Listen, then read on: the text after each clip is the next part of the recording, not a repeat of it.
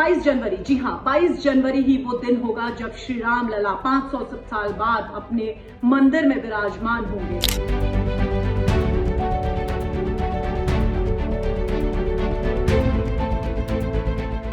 श्री भगवान राम को एक लंबी लड़ाई लड़नी पड़ी अपने ही जन्म भूमि में, अपने ही जन्म स्थली पे अपनी स्थान बनाने के लिए।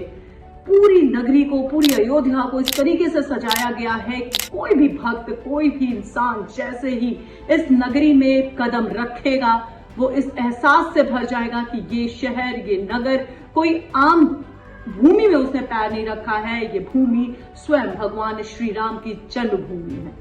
नमस्कार, मेरा नाम है शिप्रा शर्मा और आप देख रहे हैं लॉ स्ट्रीट जर्नल का Hindi channel law street Bharat. इस पूरे वीडियो के साथ बने रहे और जानेंगे इस वीडियो के जरिए कि आखिर राम मंदिर बनाने में पूरी जो कानूनी लड़ाई थी वो क्या रही और आज जब प्राण प्रतिष्ठान हो रहा है तो इसके मायने क्या हैं।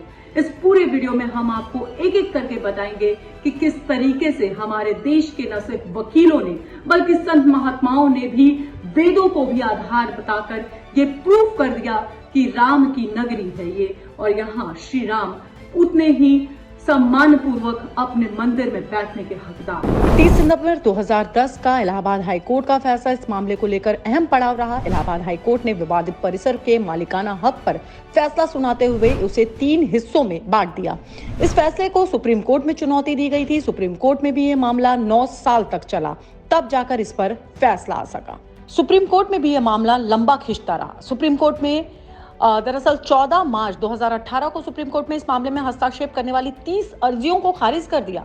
सुप्रीम कोर्ट ने इन सभी अर्जियों को खारिज करते हुए यह कहा कि अपने रजिस्ट्रार को यह सलाह दी और कहा कि किसी भी थर्ड पार्टी की अर्जी देने से इसको रोका जाए और इस मामले में सिर्फ ओरिजिनल पार्टी को ही सुना जाएगा। तो ऐसा नहीं है कि जैसे ही ये मामला सुप्रीम कोर्ट पहुंचा इस पर सुनवाई तुरंत शुरू हुई। 15 मई 2018 में सुप्रीम कोर्ट ने मुस्लिम पक्ष की तरफ से बहस करते हुए सीनियर वकील राजीव धवन ने कहा कि किसी भी तरीके से संदेश नहीं जाना चाहिए कि हिंदू धर्म की पूजा पद्धति मुस्लिम धर्म की पूजा पद्धति से ज्यादा महत्वपूर्ण रखती है, क्योंकि देश के संविधान का आर्टिकल 25 और 26 ये साफ तौर से कहता है कि हर धर्म के लोगों को पूजा पाठ करने का समान अधिकार है। 13 जुलाई 2018 एक बड़ा जो बदलाव आया वो ये कि शिया वक्फ बोर्ड की तरफ से कहा गया कि वो अपनी मर्जी से इस पूरे हिस्से की जमीन जो है वो हिंदू पक्ष को देने के लिए तैयार है। फिर आया साल 2018 जब जस्टिस दीपक मिश्रा रिटायर हो गए और इस पूरे जो मामले की सुनवाई का जो दावेदार आया वो आया नए चीफ जस्टिस बने रंजन गोगोई के कंधों पर।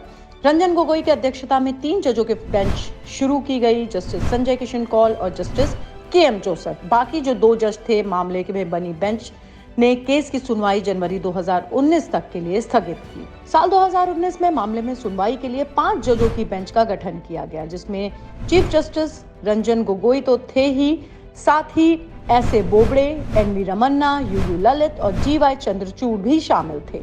जबकि साल 2019 में ही 10 जनवरी को जस्टिस U.U. ललित ने इस पूरे मामले से खुद को अलग कर लिया। जो लोग इस पूरे राम मंदिर को विवाद के तौर पर देख रहे हैं, राम मंदिर के विवाद के तौर पर देख रहे हैं, उनको यहाँ पर एक बात समझने की कोशिश हम करेंगे कि ये जो पूरा विवाद था ये राम मंदिर को लेकर नहीं बल्कि भगवान श्री राम के जन्म स्थली, जन्मभूमि को लेकर था। और जैसा कि हम सब जानते हैं कोई भी इंसान अपनी जन्मभूमि जो होता है उसकी अदला बदली नहीं कर सकता। तो ये जो पूरा विवाद था, ये जो पूरी लड़ाई थी, कानूनी लड़ाई, ये राम जी के, भगवान श्री राम के जन्मभूमि को लेकर थी। ऐसे तो हालांकि लाखों की संख्या में पूरे देश में राम मंदिर है और दूसरे मंदिर है, लेकिन जो जन्मभूमि रामलला की है वो जन्मभूमि, वहां पर जो राम जी का मंदिर बनेगा उस जन्मभूमि की पूरी लड़ाई अब तक जो थी वो लड़ी गई और अब प्राण प्रतिष्ठान हो रहा है। तो लड़ाई में ये कैसे प्रूफ किया गया और ये कैसे समझाया गया कि भगवान श्री राम का जन्म इसी भूमि में हुआ। आज से करीब 772 साल पहले 1528 में अयोध्या में भगवान राम का जन्म स्थान माने जाने वाली जगह पर मंदिर तोड़कर मुगल बादशाह बाबर पर मस्जिद बनाने का आरोप लगा। साल 1859 में अंग्रेज शासन ने तारों की एक बाढ़ से जगह का बंटवारा किया। इसके बाद विवादित भूमि के अंदर और बाहर दोनों धर्म के लोगों को अलग अलग पूजा और नमाज की इजाजत दे दी। 19 फरवरी 1885 को विवादित ढांचे के बाहरी आंगन में स्थित राम चबूतरे पर बने अस्थायी मंदिर को पक्का बनाने के लिए निर्मोही अखाड़े के महंत रघुबर दास ने फैजाबाद कोर्ट में अंग्रेजी सरकार के खिलाफ दीवानी मुकदमा किया। इस पर जज ने फैसला दिया और वहां हिंदुओं को पूजा करने का अधिकार है। जिला अधिकारियों के फैसले के खिलाफ मंदिर को पक्का बनाने की अनुमति नहीं दे सकते। भारत के प्रधानमंत्री थे जवाहरलाल नेहरू। यूपी मुख्यमंत्री गोविंद वल्लभ पंत और जिला अधिकारी के नैयर के दौर में 22 दिसंबर 1949 को विवादित ढांचे के भीतर गुंबद के नीचे मूर्तियां मिली। इसके बाद 16 जनवरी 1950 को गोपाल सिंह विशारद ने फैजाबाद के सिविल जज की अदालत में मुकदमा दायर किया। उन्होंने विवादित ढांचे के बीच वाले गुंबद के नीचे स्थित भगवान की प्रतिमा की पूजा करने की मांग की। 5 दिसंबर 1950 को कोर्ट में एक मामला डालकर महंत रामचंद्र परमहंस ने सिविल जज से दूसरे पक्ष को विवादित स्थल पर पूजा अर्चना में बाधा डालने से रोकने की मांग की। फिर आया 3 मार्च 1991 को, जब गोपाल सिंह विशारद मामले में कोर्ट ने मुस्लिम पक्ष को पूजा में बाधा न डालने की हिदायत दी। 18 दिसंबर 1961 को यूपी के सुन्नी वक्फ बोर्ड ने कोर्ट में मुकदमा दायर किया। उन्होंने दावा किया कि ये जगह मुसलमानों की ही है, ढांचे को मुसलमानों को दे दिया जाए। जिसके साथ ही उन्होंने विवादित ढांचे के अंदर मूर्तियां हटाने की भी मांग की। 6 दिसंबर 1992 को अयोध्या में हजारों कार सेवकों ने विवादित ढांचा गिरा दिया। श्री राम जन्मभूमि थाना में विवादित ढांचा ध्वंस मामले में हजारों लोगों पर मुकदमा दर्ज कर लिया गया। फिर आया 21 मार्च 2017, जहां सुप्रीम कोर्ट के मध्यस्थता से विवादित मामले को सुलझाने की पेशकश की गई। कोर्ट ने यह भी कहा कि दोनों पक्ष राजी हों तो वह भी मध्यस्थता करने के लिए तैयार है। 9 नवंबर 2019 को सुप्रीम कोर्ट ने संबंधित स्थल को श्री राम की जन्मभूमि माना और 2.77 एकड़ भूमि रामलला के स्वामित्व में दे दी। निर्मोही अखाड़े और सुन्नी वक्फ बोर्ड के दावे को खारिज कर दिया गया। इसके साथ ही कोर्ट ने निर्देश दिया कि मंदिर निर्माण के लिए केंद्र सरकार 3 महीने में ट्रस्ट बनाए और ट्रस्ट में निर्मोही अखाड़े की एक प्रतिनिधि को शामिल करे। उत्तर प्रदेश की सरकार को मुस्लिम पक्ष को मस्जिद बनाने के लिए 5 एकड़ भूमि किसी अन्य स्थान पर उपलब्ध कराने के लिए भी कहा गया। और फिर साल 2020 को प्रधानमंत्री नरेंद्र मोदी ने अयोध्या में मंदिर निर्माण के लिए राम जन्मभूमि तीर्थ क्षेत्र ट्रस्ट की घोषणा की।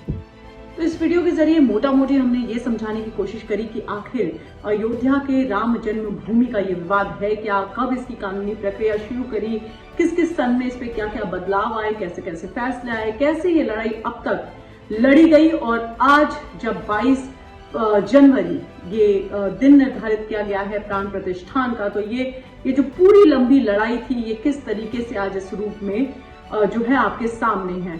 फिलहाल लॉ स्ट्रीट जर्नल का Hindi channel law street Bharat देख रहे थे आप। राम मंदिर के इस विवाद को कानूनी प्रक्रिया, इस कानूनी रूप से कब किस किस सन में इस पे क्या क्या बदलाव आए, वो इस वीडियो के जरिए हमने समझने की कोशिश करी। अगले वीडियो में हम जानेंगे कि दलीलें क्या थी, न सिर्फ संविधान की किताब से बल्कि वेदों की भी। तब तक आप जुड़े रहिए लॉ स्ट्रीट जर्नल के Hindi channel law street Bharat के साथ। आपका बहुत बहुत धन्यवाद। नमस्कार।